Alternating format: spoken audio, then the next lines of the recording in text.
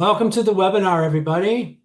We're looking forward to this discussion about family meetings, and our intention today is to answer as many of your questions about family meetings as possible. We had almost 100 questions submitted during the registration process, and we've pulled those together, and most of them landed into one of three main categories. One was around effectiveness of family meetings, both getting started with family meetings and what are some best practices for family meetings.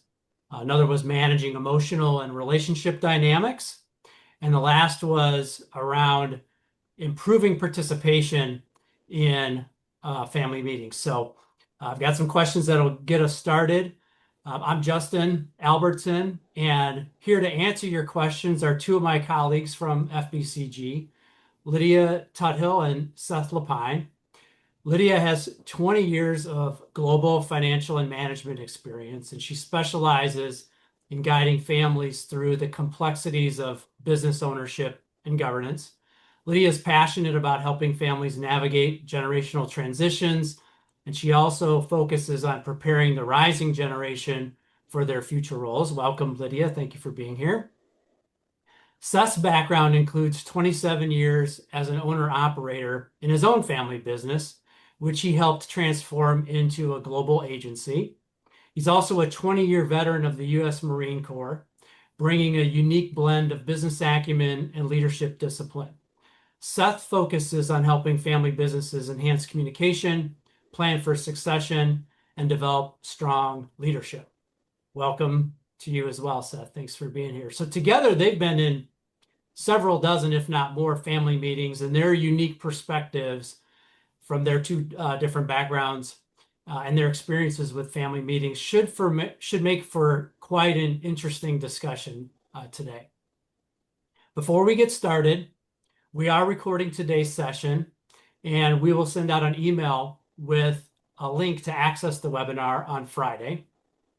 Brief note on confidentiality. Any references that we make today to clients will be anonymous, or there'll be an amalgamation of multiple situations.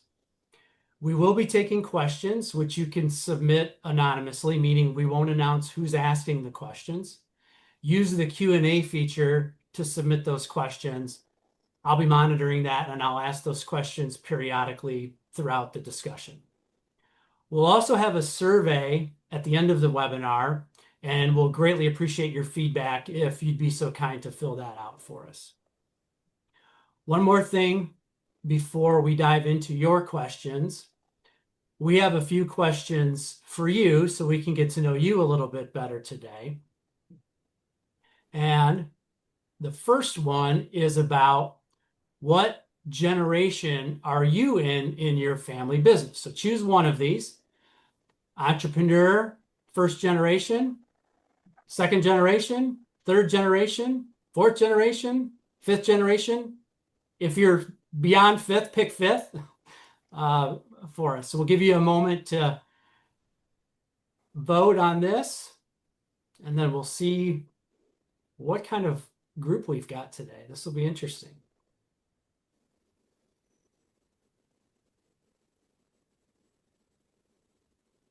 Okay.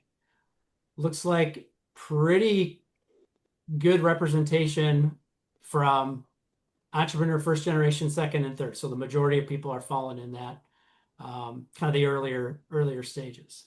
Great. Thank you for that. Okay. Question number 2. Which of the following should be coming up? There we go. Which of the following best represents your family's enterprise? Again, please choose one. Family-owned operating company with family in operating leadership and or governance. Diverse family holdings or assets with family primarily in ownership beneficiary roles. Or family office or foundation. Or if you don't feel like any of those describe you, you can choose other. Give a moment or two for folks to fill that out.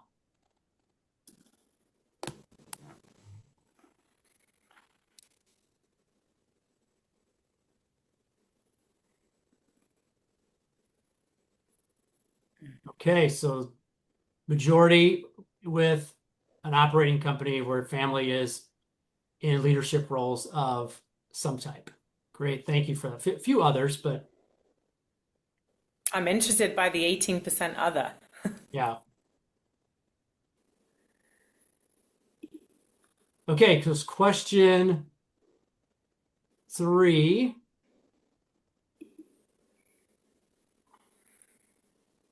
We're going to get into a little bit more specifics about family meetings now.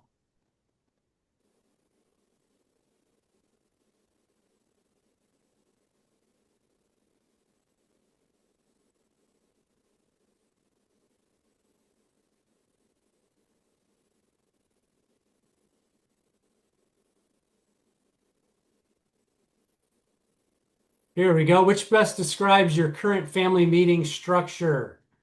Please try to choose one of these. We meet as a family on a regular basis. So I'm very curious to see how many people are already meeting as a family. And then how many of you are starting to think about having family meetings, or you're not meeting regularly, or you're having ad hoc or maybe haphazard family meetings. So that's kind of the in-between answer between we are meeting and we're thinking about it.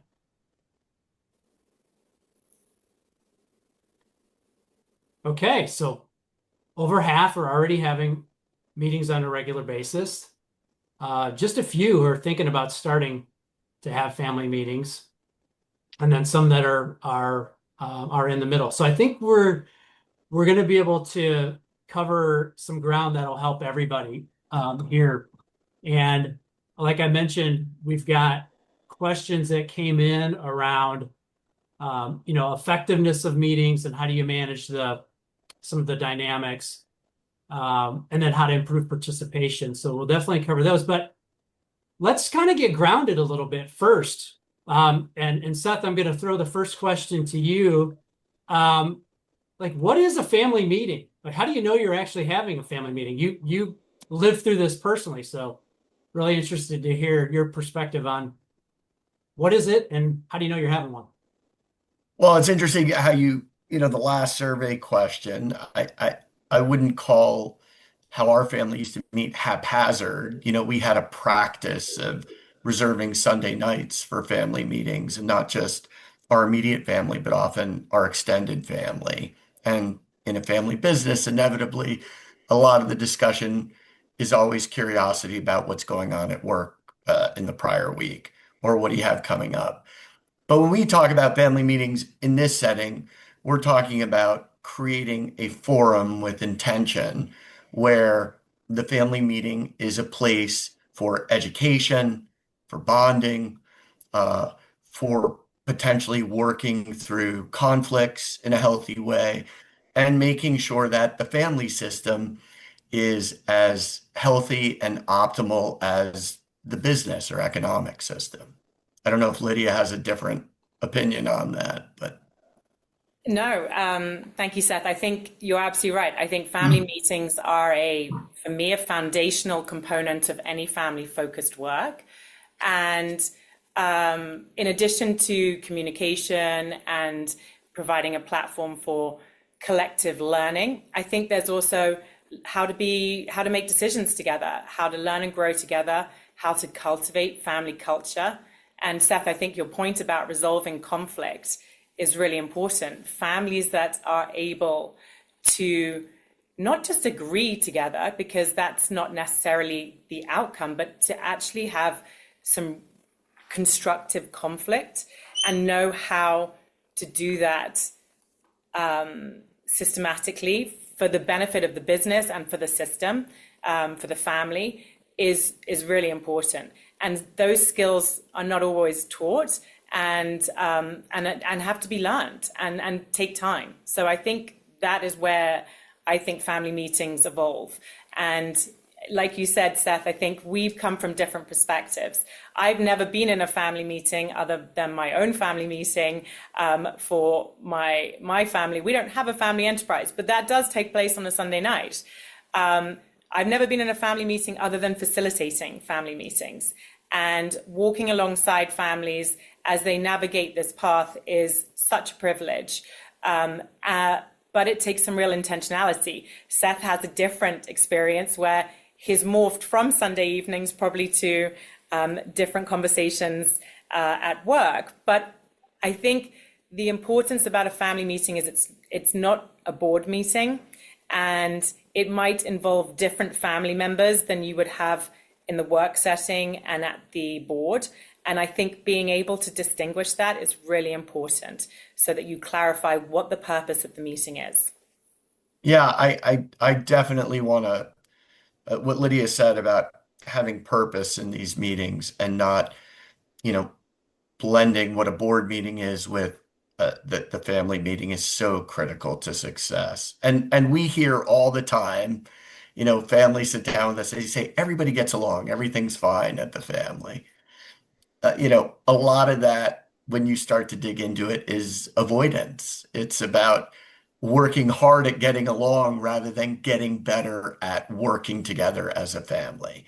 And if you look at a family as a team, perhaps the most important team in your life, like any team, you need practice and you need to keep working on the things you're not strong at to get better, to get more comfortable with it, and to improve the efficiency of how everybody gets together, both in fun times and around the business. Well, let's maybe dive a little bit deeper into the first theme that came through in the questions that people submitted around effectiveness of meetings, and maybe, at least in my mind, take it kind of sequentially. What advice do you have for people who are having their first family meeting? Lydia, why don't you start us off on that one? Yeah, sure. So I think a family meeting can mean different things to different family members. And I think it's really important that you're conscious on the framing. Priya Parker, for anyone who knows, wrote an incredible book called The Art of Gathering. I can really recommend it. It is about how you gather in any setting, but I find it very relevant for family meetings because it talks about the invitation to the meeting, the invitation to gather and meet is the initial step. The meeting starts well before anybody enters the room, and it is with the invitation. So clarifying the purpose of why the families are gathering and emphasizing the strategic value of it is really the first step. So I think that is very important. I also think starting small, like focusing on connection and not perfection. Family meetings should evolve. They should provide an opportunity for people to start connecting at a different level. And so starting small and realizing it's going to evolve. It's not going to be perfect.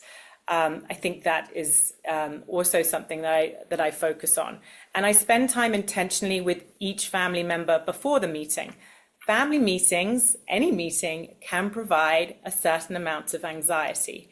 And if you're not clear on the purpose, which hopefully people would be clear on, you just add in extra layers and add in a family dynamics to that layer that provides an extra part of the anxiety. So I think really being conscious that because it can be anxious making, like be thoughtful around how you bring this to the family. So yeah, I think well-run meetings really build the trust and ensure that the family system stays connected beyond the business. We have a lot of business owners here, and we have a lot of multi-generations. So beyond the business, you're going to have more family members than are meeting on a business perspective. So keeping the communication and transparency, keeping everybody aligned on visions and goals, and then really working on generating engagement. So that's how I would start. Seth, what would you add? Yeah, I mean, I really like your concept or comment, Lydia, on starting small and not expecting perfection. Like with anything you're learning that's new or you're in the process of developing, it's going to take practice and time. So you want to develop early wins to make everybody begin to feel good about the process. So I always like to coach families to start with the end state in mind. What are what would define a successful meeting for you?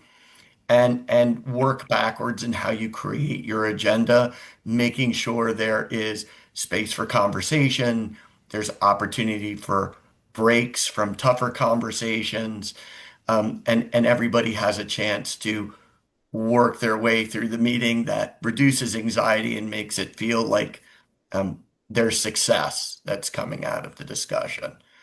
Another thing I would say is it's a great way, an important place for older generations to begin modeling the behavior that they want younger generations to follow. So being mindful of how you're talking to your siblings, your cousins, your aunts, your uncles who are involved in the business in a way that begins to set a healthy example for younger generations who eventually become part of these meetings to follow is critical too. It's a great forum to teach, not by lecturing, but by example. Yeah. So how about the people who are already having family meetings? What advice would you have for them in terms of being able to improve their family meetings in the future? Seth, you want to start with that one? Well, it's the horrible response that every consultant in this business gives, which it depends. So think about how you've been working through your family meetings. Um, do they tend to be business heavy and a little less on the family? If so, it's a great opportunity to start building some fun and family bonding into your family meetings. And I think Lydia would agree that, most successful and attractive family meetings to the family members always have a mix of, business and pleasure, if you will, or really family bonding opportunities. It also gives everybody an opportunity to hopefully take down the temperature if there have been difficult discussions and remember that these are people we love and want to be around and give you a chance to do something that's fun and engaging. So if you're not already doing that in your family meetings, that is definitely something I would suggest. Lydia, Yeah, what do you- yeah, I think I'd add a couple of thoughts. Seth's right. If you're doing family meetings and there's something that's not working or you're stuck, poll the family, do an anonymous poll, and ask them like, what is it that why are you not turning up? Why are you not engaged in this conversation? So try and understand what it is that is holding them back from engaging. I think this is where a skilled facilitator can come in and is helpful. I have families who aspired right from the get-go to self-facilitate, but they recognized that self-facilitation wasn't accessible to them in their current state. So they brought in a facilitator to say, help us get started, help us on the trajectory. They understood that this is about connection and not perfection, and it's going to take time. And they wanted somebody to help follow through on setting up the family meetings for them. And so the way we gather is really important. So maybe it's refreshing the format, rotating facilitators. If you're self-facilitated, think about having different family members step into different roles at different times, note keeping, following up, setting agendas, being clear on the objectives. A healthy dose of curiosity goes a really long way. Like, get curious as to why is the family not turning up? I think also the follow up and follow through. Sometimes the kind of family meeting can wrap and everyone's like, okay, now it's back to life or whatever we're doing. And there's not that continual follow up. That's where a facilitator can help keep you honest, keep you on track, keep you following through. Because if people have spent time, taken time out of their lives to attend a family meeting, like following up and following through is important. So I think those are things that I would add. So I want to also, Lydia, follow up your comment about giving people opportunities to participate. Like with any organization, a hierarchy of leadership tends to develop, in a family, and those voices often become the domineering or loudest voices in the room. Um, a great family meeting is giving opportunities for new voices to be heard, for people who often are the quieter voices to speak up, and a chance again for a younger generation to step up and take a leadership role, whether it's presenting on a particular subject or leading an exercise. So the more you can incorporate Mm. additional family members and get those bigger voices to step back and let others take a chance at leading, again, the better the dynamics and the performance of the family. Yeah, I'm going to give an example that I had happen in a family meeting where the rising gen were asked to do like TED Talks, and they were 7 minutes long. They could be on any subject that the rising gen wanted, something that they were passionate about. And it was not only a leadership opportunity, not only an opportunity to talk about what makes them tick as individuals, but a great opportunity for those leading generation who are sitting in the board seats, looking at what's coming up behind them to see their next gen rising to the challenge. And they were fascinating, and they had such good connections afterwards. The lunch after the TED Talk, like kind of round robin, was like, it was just buzzing. It was so exciting, because you had multiple branches just saying, I had no idea you felt this passionate about, XYZ.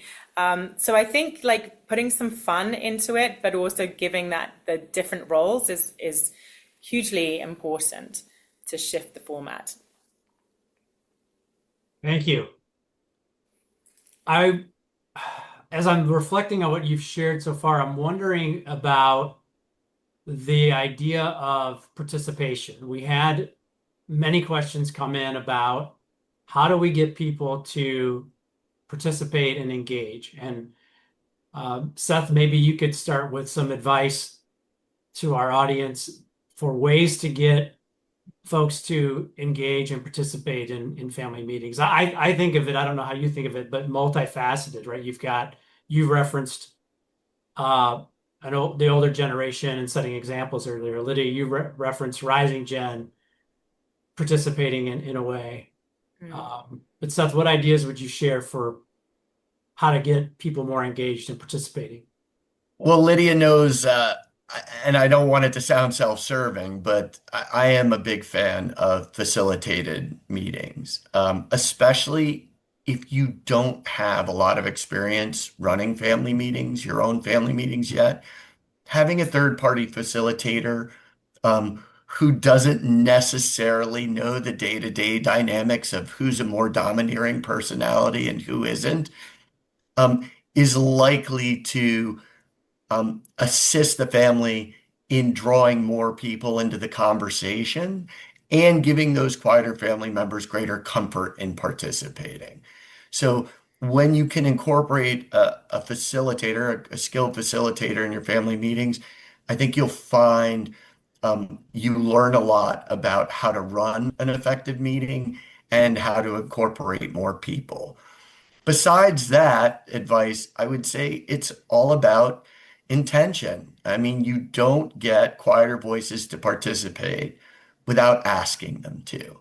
And to Lydia's point about maybe polling the family about what subjects are important that the family would like to discuss, and reaching out to a family member to say, hey, next month we want to talk about charitable giving.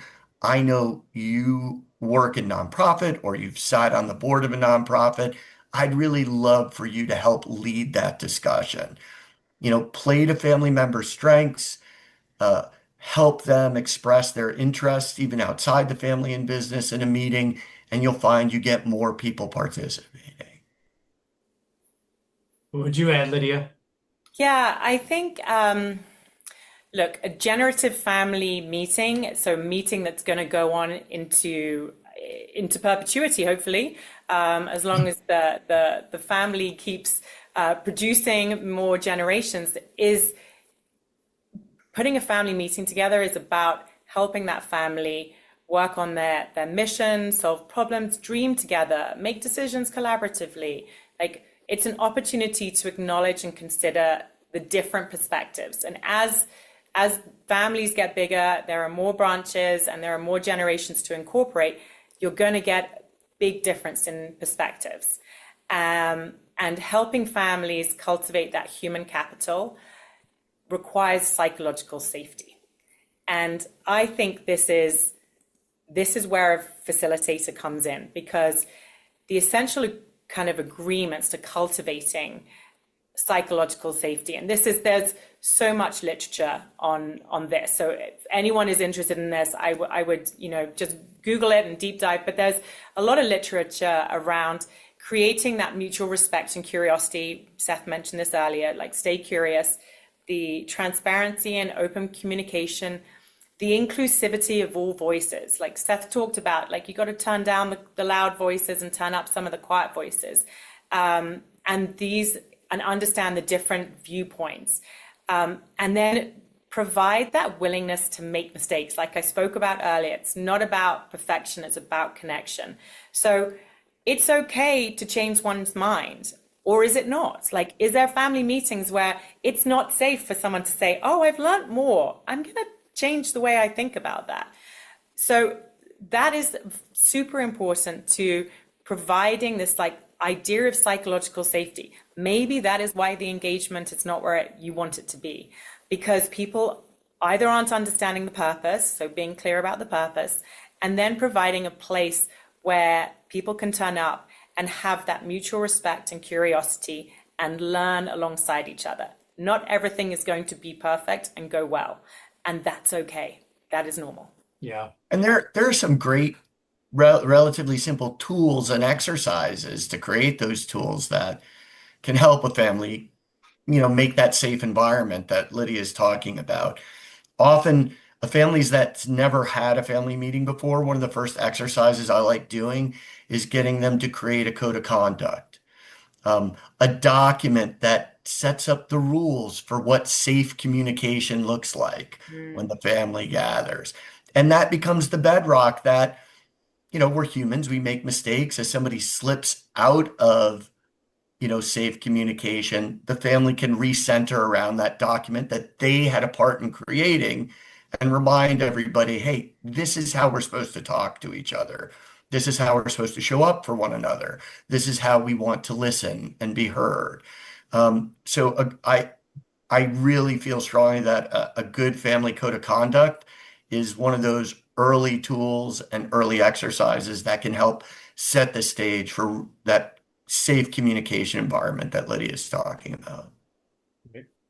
So there's definitely a theme of inclusiveness here. We've got some questions about who to include, when to include, thinking of spouses, for example, teenagers. So some questions about how do I decide when to include people of a certain age? How do we communicate what role might be expected of them or what they might take away from the meeting? Why are we inviting them to the meeting? So kind of a multifaceted question. So if you want to pick a thread, and Lydia, maybe you want to start with this one, or Seth, if you've got ideas jumping right to like Lydia, pick a thread maybe and provide some. I'll start with the in-laws question because because I think that can be thorny and it can be tricky, and I don't think there's any one right way. Every family is unique and different. However, in the spirit of inclusiveness, if you are looking to have a generative family meeting, and I mean you're looking to prosper and have this business and family thrive into the future and create the legacy, you can't ignore 50% of the rising generation's parents.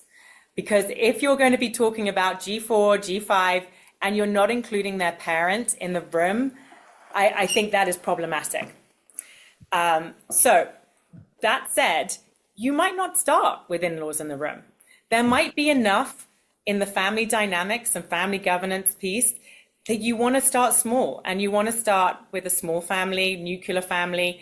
And as things grow and you, as family members, exercise that muscle on how to have family meetings, how to contain emotions, how to have healthy conflict, then you can start expanding the circle.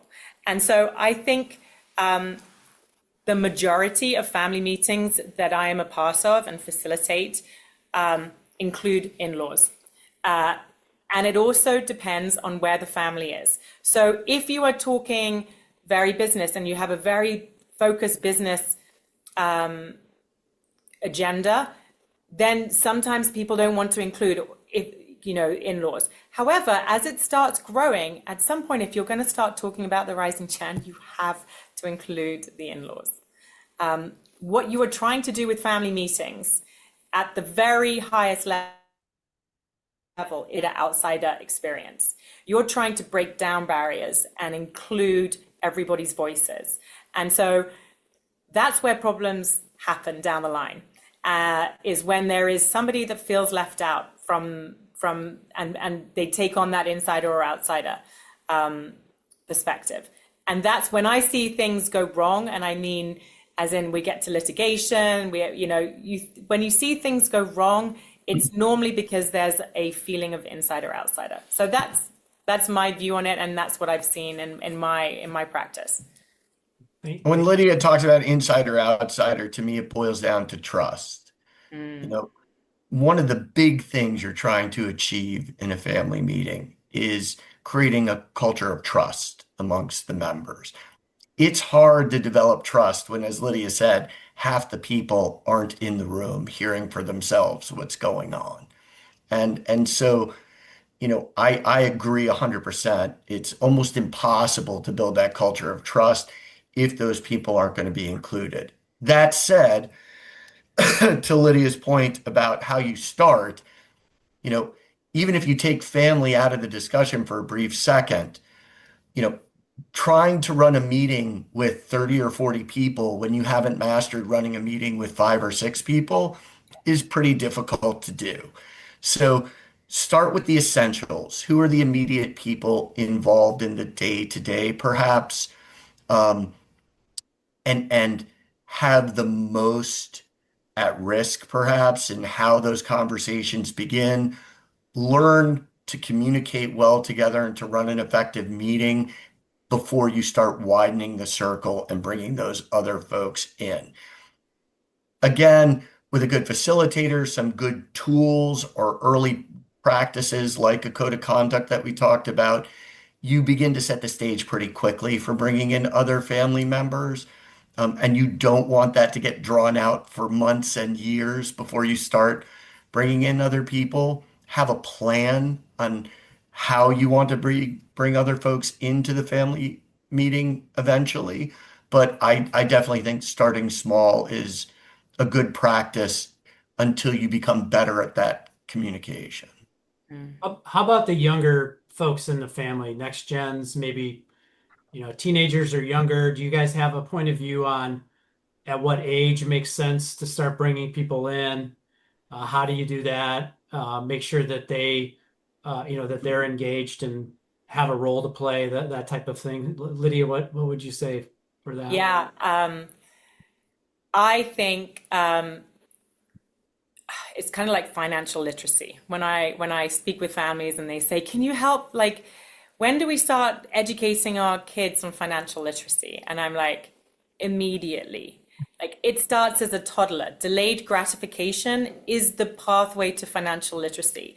If they want an iPad and you say you get 20 minutes and then you give them 2 hours, like, they're not learning the delayed gratification. Like, this stuff, you can't start too early. You're a family from the time that you are born into the family or arrive in the family, in my mind. And so offering a welcome in some regard to you're part of this family or part of this team, I think is possible. Now, it doesn't need to be a family meeting. You don't need to have a 2-year-old at the family meeting. But if you have we had some multi-generational families and fourth and fifth generations, like starting the conversation so that there is a unifying and common set of values that people can gather around. And so it might be that that is part of the family once a year retreat or family gathering or Christmas with grandma, or whatever it might look like. And it will look different for every family in terms of their family rituals. But I think it can start from as young as you want it to. Now, when you start talking about the business, that is slightly different. And it depends on how the business is structured, who are the shareholders, is the business in trust, are there trustees, are the rising gen beneficiary? Like understanding the structure is very important and is an important educational element. And that can be part of your family meetings. So those will depend. I have families that once they turn 18, the family members are welcomed officially by the leaders of the family council, welcomed into the family as adults, and are then given opportunities to engage in age appropriate ways. The irony is that between the ages of 18 until probably early 30s, most of them are building careers, doing education. They might come into the family business as part of their building their career. But what I'm saying is they're not necessarily ready to just start the family business at 18. So being age appropriate, and that's where working together with somebody to say, how do we do this? How do we engage the rising generation in a thoughtful manner? So, they don't feel obligated, but they feel that it's an opportunity for them. So this comes into the education. So I don't think there's a specific year that you say at this age, but it depends on the subject. So you might not want to talk about the wealth that's available to this individual in the future when they're 18 years old. You might not want to remove that kind of that opportunity for them to go and build some resilience in the real world. But also you might want to start talking about what is available to them as an opportunity in the business. So I'm not sure that answers, that's not a specific answer, but I think those are thoughtful questions, getting curious about it, and then doing something consistent. Oh my goodness, I should mention that. Because if you then have generations that were like, well, this family employment policy was just dumped on me as I was coming out of college. I had no idea about it, and it completely changed my trajectory. That communication was horrible for this family, and they took a long time to resolve the hurt that caused, because it hadn't happened in previous generations, and they felt and it only happened to half their generation. So they felt very aggrieved by it. So these are the wounds that good intentions, the right policies and procedures, just not well communicated to the individuals that it affected. Right. I think that's the big takeaway. I mean, just like you raise children, fair is not equal. You have to meet people at where they're at in their particular life, and not every family council conversation is going to be appropriate for some younger people. But to Lydia's last point, I think you do want to avoid surprises and make sure you're giving runway to young people in their education and decision making. Again, I go back to my opening comments about this is your opportunity to set the example for how you want your children and subsequent generations to behave. Knowing that there's a family hiring policy or that coming to work in a family business doesn't necessarily guarantee you ownership. Those are important things for a young person, perhaps in high school or heading off to college, to know, so they can make good career decisions in their education plans. It would be pretty lousy to drop that on somebody who's getting ready to exit school and enter the workforce and has never heard those rules before. Also, without sounding too document or process heavy, I do think there are tools, again, like a family constitution or a family value statement that take the feelings or cultural dynamics of a family and put them in writing in a place where they can be taught consistently and early and practiced in front of younger generations so they become a more codified part of the family fabric. And incorporating at times younger people in discussions about family values or teaching them about the family constitution is certainly something that, like financial literacy, can start pretty early on. Mm.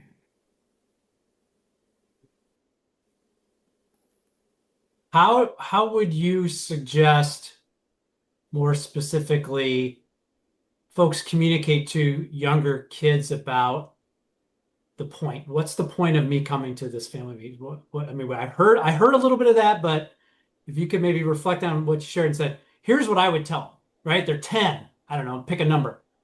Here's what I tell them about why I want them to come to the family meeting. Well, I don't know that you'd call it a family meeting Yeah. at 10. Okay. Like it would be an opportunity to gather as a family with multi generations, multi branches, whatever. I don't know that I'd call it a meeting because I'm not sure a 10-year-old would grasp that.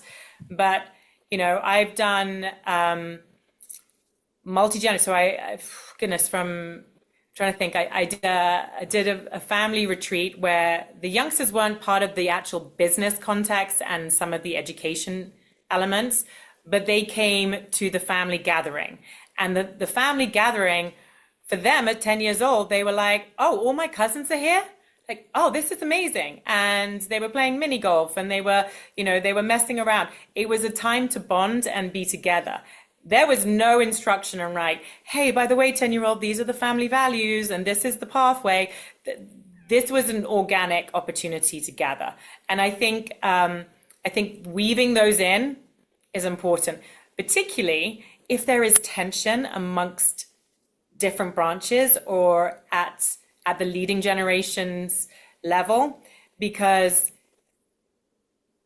having an opportunity to actually gather without agenda, without decisions needing to be made, can sometimes, and watching the rising generation, can sometimes just turn the temperature down on unresolved conflict. So if I've had like family meetings where they've been really grappling with some difficult decisions and there's a lot of emotion in the room, it's so incredible how they'll go from having a very strong opinion about someone to being grandpa and running around with their grandchildren and their grandnieces and just completely not holding on to that emotion. So there's something beautiful about the younger generation that can just shift the dynamics and the energy a little bit. So I'm not sure if that answers your question, Justin, but that's how I feel about it. Thank you. What do you think, Seth? I agree 100%. In our family, they were called family reunions. Yeah. And, it it it wasn't that there wasn't intention about some difficult discussions that had to be had, mostly with the adults or Yeah. with the older children, 18, early 20s. But as far as we knew when we were young kids, we were there to be with our cousins and our aunts and uncles, and it was about family fun and building those really critical early relationships that humanize your family, that make friends out of your family members. So as you do get older and more difficult or complicated discussions arise, you remember these are people you love, and when you work together, there's really nothing you can't work through. So developing those getaways, gatherings, reunions early as a kid and making them about family and fun, Yeah. that's how you build healthy relationships for the future. Yeah. So I've heard, I think, three main themes about what should go into a family meeting.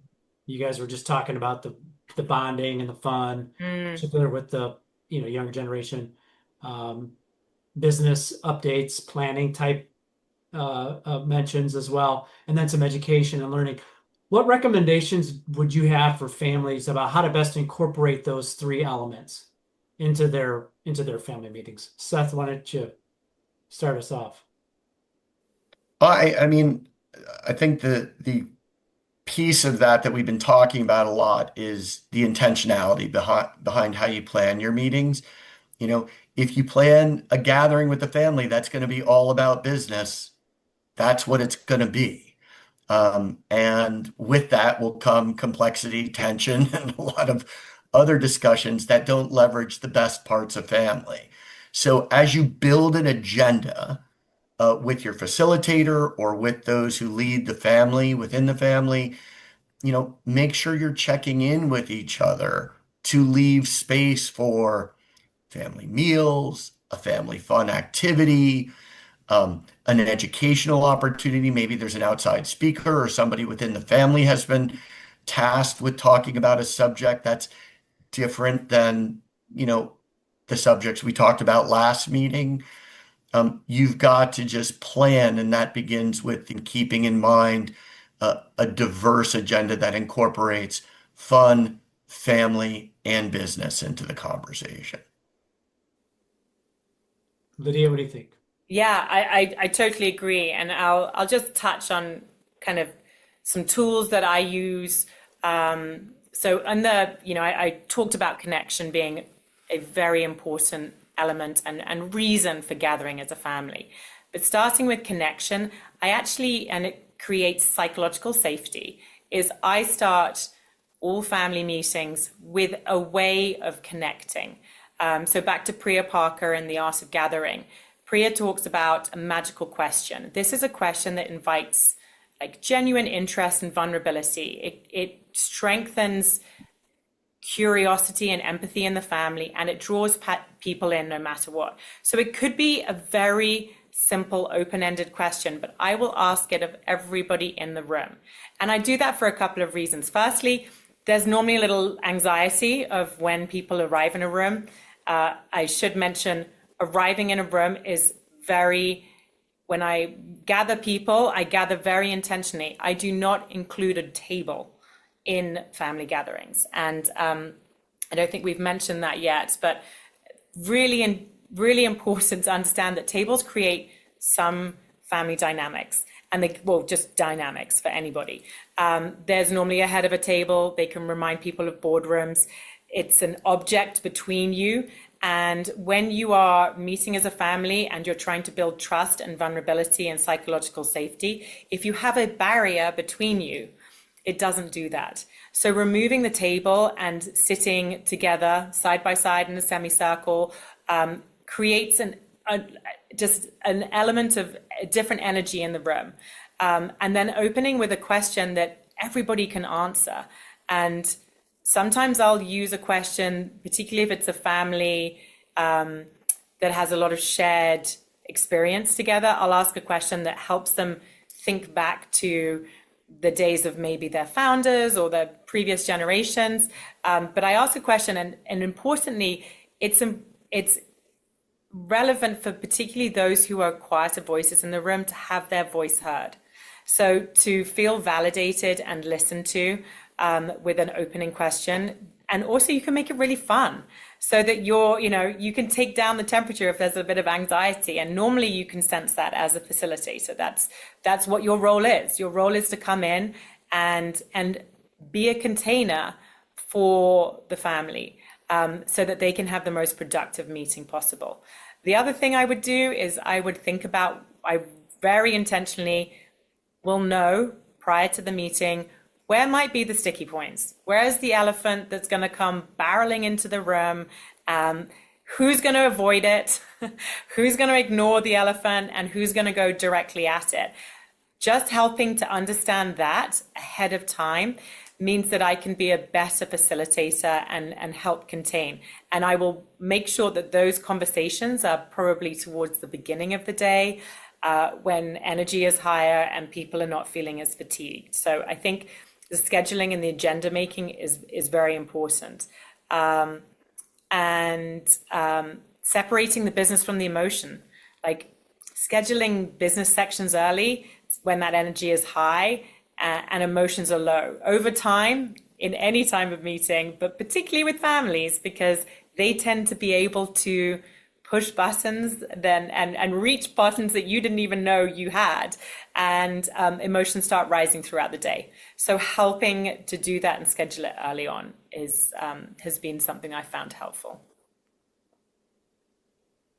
Seth, anything you'd add? Um, Look, big families, families that are spread across the country or the world are often hard to gather. And as Lydia said, giving time for people to make sure they can get it on their calendar is critical to getting as many participants as you can. I think it's real important that um, starting a conversation early, polling family members, where would you all like to meet? Trying to get some feedback. When the more you can get feedback, the more you can get buy-in a lot of times. And then understanding that if a family member can't be at a particular family meeting, there's good follow-up communication. They're not meant to be uh, not meant to be left out, and we don't want them feeling left out. And maybe even giving them the opportunity in the next family meeting to have a little more weight in when they're available, so we know they're there. And if somebody else can't be there, they take their turn in the scheduling. But um, being cognizant of a big family and everybody's demands on time these days is a huge challenge. And Sure, you want to do your best to make sure nobody feels left out. sure. And we actually had a question around virtual meetings. What's your Mm. opinion? Yes, they're okay. No, don't do it. Somewhere in the middle, or is it more nuanced than that? It depends. Yeah, I've been part of very successful virtual meetings with family members spread across the world, and able to show up and feel heard and listened to. Listen, our technology now is wonderful for producing an opportunity to get together. Where I think it gets unstuck in family meetings in particular is hybrid meetings. So if you have some members in person and some coming in, you need really extraordinary facilitation, because you need to have probably multiple facilitators. You need those helping those like on screen and those in person. Nothing beats in person. If ultimately you're trying to get connection, the in person is so much better, but it's not always possible. So I think it does depend. I think the trickiest is the hybrid, when you're trying to accommodate a few who are abroad or unable to attend in person and those that are there. That requires some real intentionality, because there is an insider outsider kind of unwritten rule already. So you've got to really face that head on. You've got to notice that and address it straight ahead.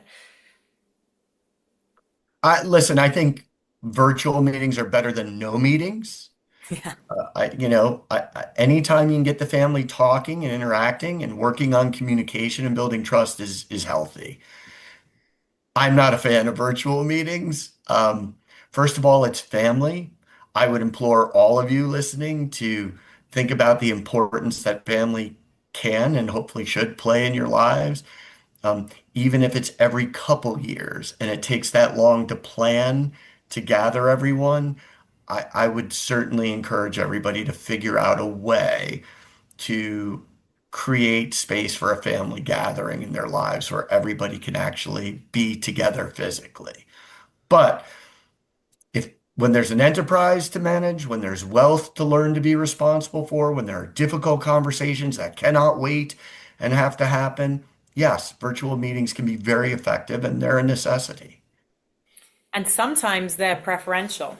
If you've had a big rupture in the family, and you have a situation, I'm thinking of an example that I have where I had a situation where someone did not feel psychologically safe to turn up in the room. And being virtual gave them an opportunity to show up. and then being facilitated gave them that enough of an impetus to feel psychologically safe, sometimes it can be helpful. Sometimes there are things you can say to your family member, like through the screen, that you can't say face to face. And sometimes those conversations need to happen. So in fact, actually, I kind of go back now. I'm like, sometimes actually a virtual meeting is the right decision, but it's better than no meeting. Yeah. Agree with Seth. Again, to pick though up on what Lydia said, facilitation is so critical. Because on the other side of that coin, where Lydia said it can be useful in getting people to have hard conversations that they would feel uncomfortable having in a room, I think most of us experience that virtual conversations can also be a place where people feel comfortable saying things they shouldn't be saying and wouldn't ordinarily say to somebody if they were standing face to face to them. A facilitator that can manage that, see that coming, help prevent a virtual space to become a hiding space, is critical. All right. We are really close to our time. So before we officially wrap up, I want you guys just to take a beat and think about what you've talked about. Think about some of the questions that have come in. And if you were to give, if you can get three, that's great. But if you get one or two, just key takeaways, what would you say? You know, if you didn't hear anything else, hear these two or three things. What would you say to our audience? Seth, you want to go first? Well, not to upset the marketing folks at FBCG, but whether you use FBG or somebody else, I would strongly encourage you to seek an experienced and talented third-party facilitator, especially if you've not done family meetings before, or if you're finding when the family is gathering, you're either struggling with conflict or avoiding tough subjects. A facilitator is worth their weight in gold and can really help you become skilled enough to eventually manage family meetings on your own. But getting that help early on will set you on the right path and build a strong foundation. And then I'm only going to go with two, Justin, but my second one is, you know, setting ground rules early on how you want your family to communicate with each other. Like I discussed earlier, developing a code of conduct to me is the keystone in any foundation of building communication. It may sound hokey to some of you. It may sound perhaps too corporate as a document, but if you can build a good code of conduct that helps the family buy into how they all want to communicate with each other, it will pay huge dividends for you down the road, especially as conversations get difficult. Thank you, Seth. Lydia. Yes, I think I would add this isn't a magic bullet. Family meetings are a muscle, they need to be continually used. I would emphasize the connection and about unifying the family and not just providing business updates. Build in fun for multi-generational gatherings, and don't ignore emotion and tension. Great. Thank you. And I know we had a lot of questions that came in before and during our time. Really appreciate everybody's engagement on that. We weren't able to get to everything, but we are happy to explore these with you more deeply. You will receive an invitation to schedule a one-on-one that'll come out later today, so keep an eye out in your email for that. Also, we have a QR code that you can use to connect on LinkedIn. So take a minute and scan that. We can keep the conversation going there. As I mentioned before, you'll receive an email on Friday with a link to the recording. And as a bonus for the people who registered, you'll also get our 85 ideas for family education and development. We'll have a survey that's going to come out shortly here in just a moment. If you would be so kind as to fill that out for us, provide us some feedback. Greatly appreciate your thoughts and suggestions on what you took away and what you might recommend for us to do better. Thank you, everybody, for joining us today. Really hope that you found this to be informative and helpful. I know that I did, and we really look forward to seeing you at our next webinar. So keep an eye out for when that comes out. Take care, everybody. Thank you again.